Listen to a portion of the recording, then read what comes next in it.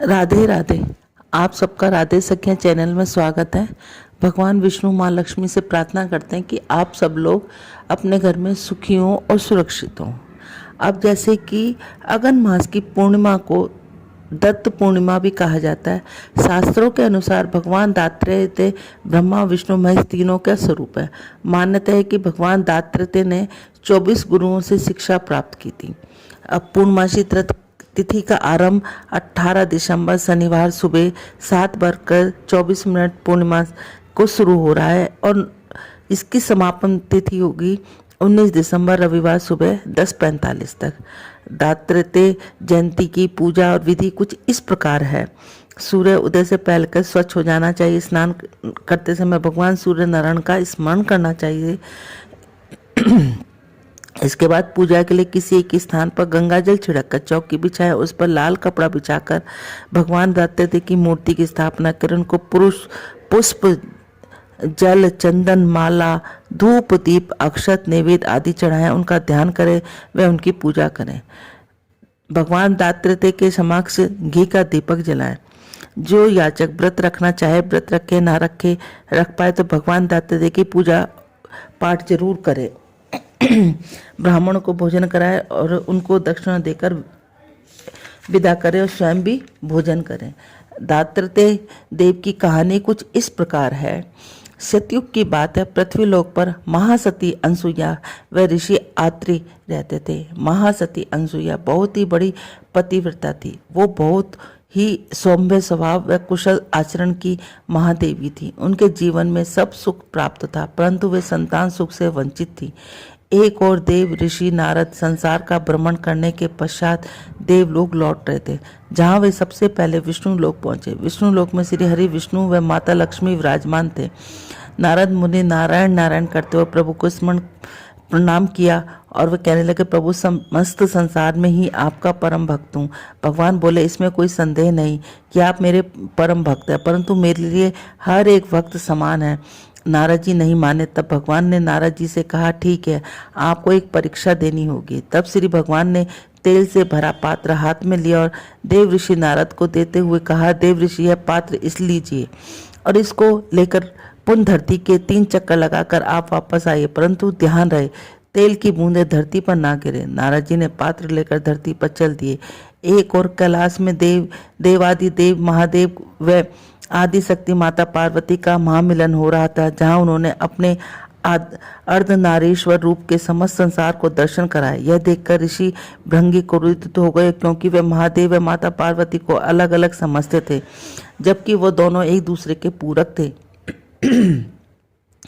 जैसे ही महामिलन शुरू हुआ, तब ऋषि भंगी ने कीट का रूप धारण करके माता के कंठ पर वार करके शिव शक्ति को अलग कर दिया। यह देखकर माता पार्वती क्रोधित हो गई, वह उन्हें दंड दे दिया। इधर देव ऋषि जब धरती के 3 चक्कर लगाकर वापस लौटे, तब कहने लगे, प्रभु मैंने आपकी परीक्षा पूरी की। देखिए, मैंने पात्र से एक तेल की एक बूंद भी नहीं गिरने दी। भगवान बोले, देव ऋषि यह तो सत्य है कि आपने परीक्षा पूरी करी, परंतु आपने मुझे एक बार भी स्मरण नहीं किया, नारायण नारायण का जाप नहीं किया। सुनकर देव ऋषि को ठेस पहुंची और वे वहां से चले गए। रास्ते में उन्होंने देखा कि तीनों महादेवियां, माता लक्ष्मी, माता शक्ति, माता महासरस्वती, तीनों एक साथ वन में विचरण कर रही हैं। ये देखकर नारद जी कहने लगे, माता मुझे भूख लगी है, कृपा आप मुझे कुछ पका कर देंगी। तीनों महादेवी देव ऋषि, आप कहीं हमारा उपवास तो नहीं कर रहे? भला लोहे के चने कोई भी पका सकता है? तब नारद जी बोले, पका सकता है। इस संसार में एक ऐसी शक्ति है जो इस असंभव कार्य को संभव कर सकती है। वो महासती माता अनसुईया है, जो एक महासती महादेवी महापतिव्रता स्त्री है। इसलिए वे त्रिदेवों को संतान रूप में प्राप्त करने के लिए महातपस्या कर रही हैं। देव ऋषि की बातें सुनकर तीनों देवियों के मन में ठेस पहुंची और वे महासती अनसुईया के पतिव्रता को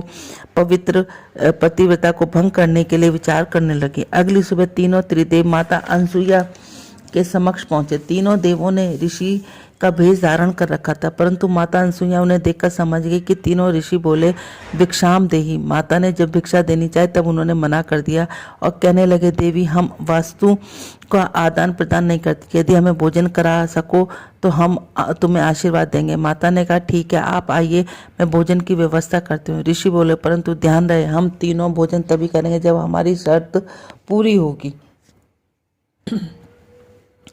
माता ने कहा, आपके जो भी आदेश होगा मैं सहस्त्र मानूंगी। तीनों देवों ने आसन ग्रहण किया और एक तरफ माता ने भोजन की व्यवस्था की। कथा, ऋषिवर आइए, भोजन तैयार है। ऋषि बोले, देवियों सर्वप्रथम आप हमारी शर्त पूरी कीजिए, आपको हमें निर्वस्त्र भिक्षा देनी, निर्वरण भिक्षा देनी होगी, तभी भोजन ग्रहण करेंगे। यह सुनकर देवी के मन में मानो भूचाल सा आ गया, क्योंकि यदि किसी प्रतिव्रता स्त्री से निवरण भिक्षा को भी स्वयं त्रिदेव थे, परंतु माता अनसुईया परीक्षा से सज्ज हो गई। उन्होंने ऋषि अत्रि का कमंडल उठाया, हाथ में जल लेकर कहा, मैं महासती अनसुईया अपने पतिव्रता का भंग न करते हुए निवरण भिक्षा के लिए सज्ज हूं। मैं पंच तत्व तीनों लोगों अब मेरे समक्ष आए त्रिदेवों को साक्षी मानकर आप त्रिदेव अविलंब शिशु का रूप धारण करेंगे। आपको मेरे इस वचन का पतिव्रता को लाज रखनी होगी। इतना कहते ही उन्होंने अपनी मां शक्तियों से अजित अभिमंत्रित जल को त्रिदेवों के ऊपर छिड़क दिया।